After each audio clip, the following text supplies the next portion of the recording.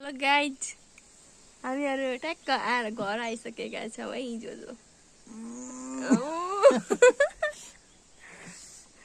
के भन्न चाहनुहुन्छ? खाइरहेको छ कोठमा भर्खर मैले बेडिमले काटेर राखिदिएको छु। साँझ उक्त भैँसीबाट प्राप्त दुधलाई तताएर कुराउनी घट्ने भन्ने हाम्रो योजना छ। यस यस, तपाईहरुले खान मन छ भने आउन सक्नुहुन्छ है हाम्रो घर रैनादेवी सहर गाउँपालिका वडा नम्बर 4 पाल्पा गैरा के भन्छ है गैरा गैरा हाम्रो घरको नाम गैरा घर।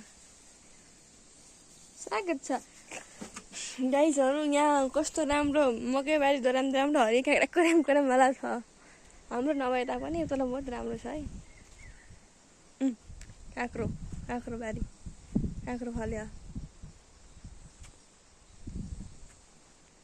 हाम्रो घर विक्रमसम्म 2020 मा बनेको थियो।